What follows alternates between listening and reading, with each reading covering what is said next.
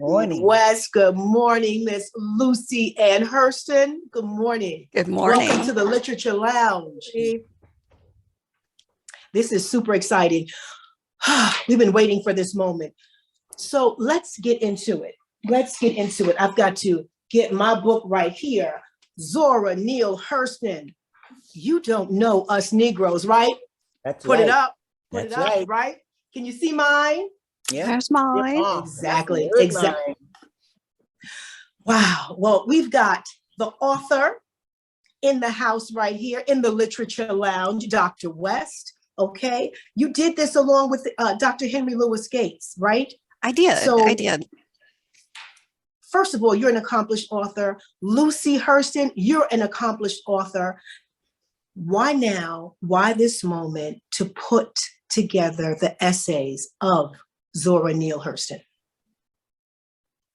The timelessness of Zora is proved by the fact that at any given moment, we can take our ladle and dip it in Zora and be timely, be relevant, be spot on. It doesn't matter if it's 1937 and it's Their Eyes Are Watching God. It doesn't matter if it's journalistic work, like following the case of Ruby McCollum. Zora just always seems to have her thumb on the scale of life. Yeah, her work is very timeless. And I think it's one of the reasons that, here we are almost 20 years after she started writing and started publishing her work. And yet people are still discovering Hurston, and people still love Hurston's work because it speaks to them. It speaks to these timeless issues that we wrestle with in terms of identity and our place in community and our relationships. It continues to speak to us. Genevieve, you talk about something that resonates with me, continues to speak to us, particularly in this time that we're experiencing right now. I just want to throw this question at you for the both of you. What would Hurston say right now if she were to walk through America and see what we're experiencing right now in 2022 and all that we've experienced in the past few years? What would she say? And more importantly, what would she write? I think we've got what she wrote. We have her answer here to some of the most pertinent, relevant questions and issues to be thought about and examined today. You can take almost, and I can't think of a topic that wouldn't fit, but you could take almost any topic and say, what would Hurston say? What would her opinion be? What would she think about this? Is this anywhere on her scope, right? And we can find it in here. I think about the situation we're in now with politics, with race relations, with people being afraid of critical race theory, okay? People who don't want to be intellectuals, who don't want to think through what we're situated with. They will find comfort in knowing that Zora will make it palatable for you to take on these difficult conversations and think about it from a different angle. And she gives you that other angle, because most of what you'll read about in You Don't Know Us Negroes, these essays are her commentary on events like politics, like voting, and it's still relevant because we as a society keep taking 1 or 2 steps forward and 5 steps back. So we keep repeating the things so they become relevant. So when we think about, can I dip? When we think about Zora and any topic, Zora and fill in the blank, we can come to this Zora Bible of opinions, okay?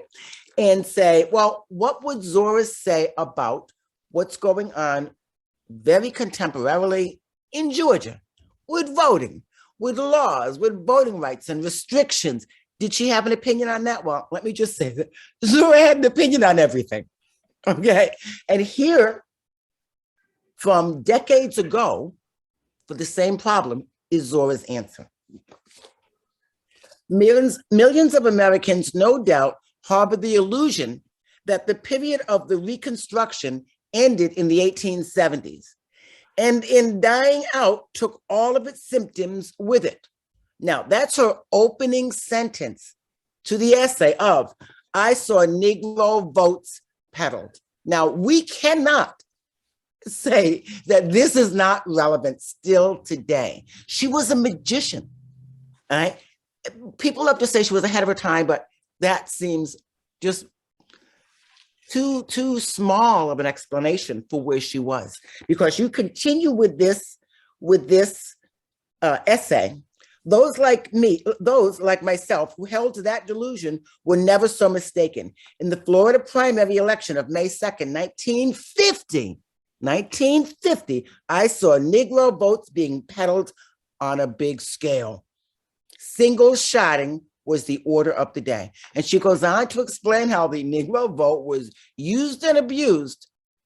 Can we not see how this is relevant no matter how many election cycles from 1950 coming forward we move? One last piece from this article. From historical background, I did not believe that an outside agency would dare to interfere in a Southern election, nor did I believe that the Negro vote could be handled as a dark, amorphous lump. Then and there, I made up my mind to be in Florida for this struggle at all costs, and to be in Miami, Florida, largest city and the seat of Dade County, which from rumor was slated to be the hottest battleground. Now, you could almost say, Stacey Adams, here you go. Georgia, here you go. Those states that had that are having their voting rights challenged, here you go. Here you go. You've got the Hurston Bible, the Zora Bible. That is the best. I mean, I'm walking away with that. Another pearl. You just dropped that one on us. Dr. West Zora gave Bible. us, You Dr. can West find it. gave us, and Skip Gates, Dr. Gates and Dr. Gates gave us the Rosetta Stone to Zora. You want to know Zora? You need to get in here and look at this Rosetta Stone. And you know what? Let's unpack that. Now, you know what? Dr. West, Genevieve, I got to turn to you for a moment and just take us, wow. I mean, just give us, what was your most challenging part? When you look at all of these essays, when you had to unpack the essays, what was the most challenging or what resonated with you? Honestly, I think one of the most difficult things was just finding it all. Because, you know, in keeping with the conversation that we've been having, is that Black periodicals weren't widely indexed. And there were a number of things by Hurston, like the title essay, You Don't Know Us Negroes, that never made it into print in her lifetime. And so just finding the things that she wrote and trying to pull them all together and sift through and decide what was most important to go into a single volume, because there's a lot that's not in this volume. We couldn't get it all in a single book. There are a couple of essays that she published early in her career, and essays in air quotes, because they're really the length of a book. They're more than 100 pages each. Right. So just trying to make decisions about what was important to go in, and then how do we find everything? And it's still possible there are things out there that we didn't find, frankly. Wow. Wow. I mean, and we look at the body of work that we know about, and then to even think that there's stuff that we haven't uncovered yet. That's a prolific contributor from the Harlem Renaissance, the queen of writing. And Lucy, as her niece. 60 years. Right. And I just want to ask you, you are her niece. Mm-hmm. What is it that we should know that we don't know through Zora's writing?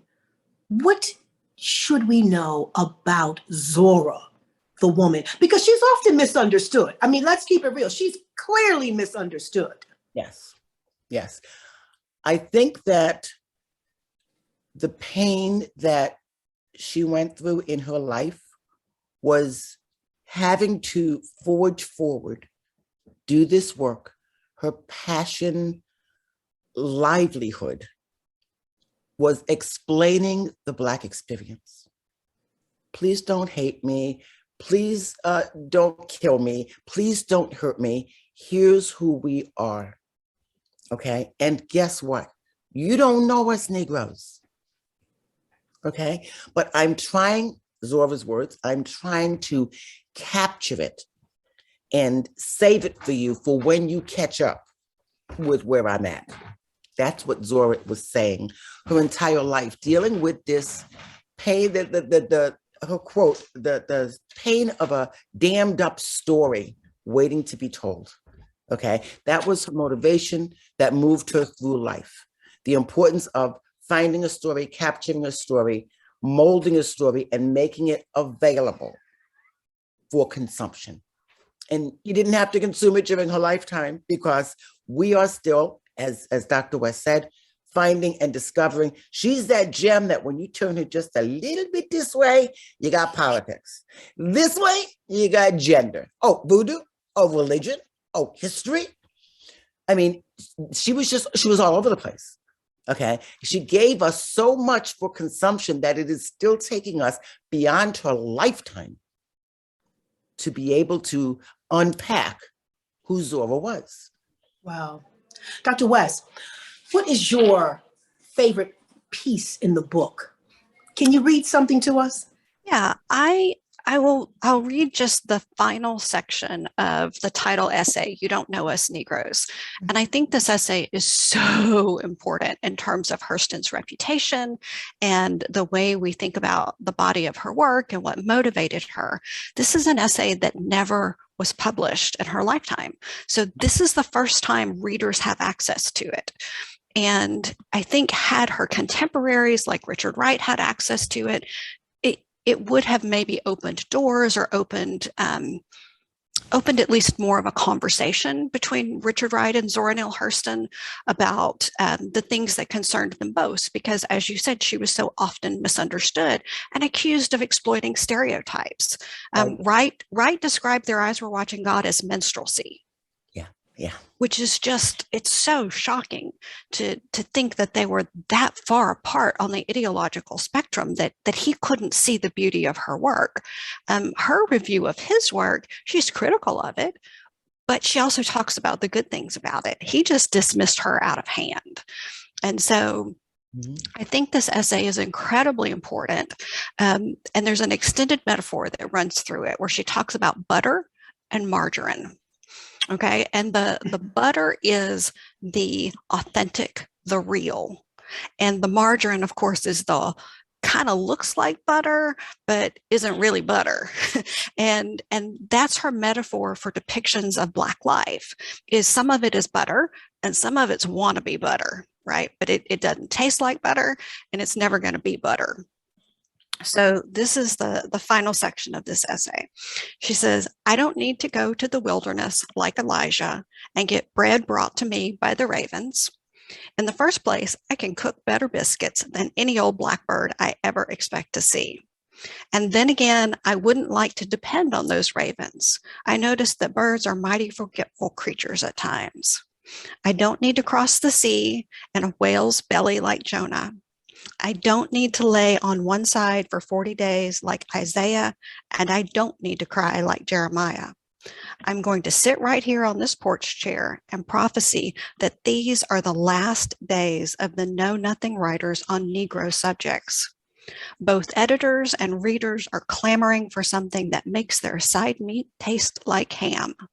For to tell the truth, Negro reality is 100 times more imaginative and entertaining than anything that has ever been hatched up over a typewriter. From now on, the writers must back their rubbish with something more substantial than the lay figure of the past decade. Go hard or go home. Instead of coloring up coconut grease in the kitchen, go buy a cow and treat the public to some butter. Bitty bitty bend, my story is end. Turn loose the rooster and hold the hen. Oh my goodness, right? Oh, You know what that is? That's the answer to critical race theory. that's the answer. Say it again, Lucy. That's the That's answer. the answer to critical race theory right there.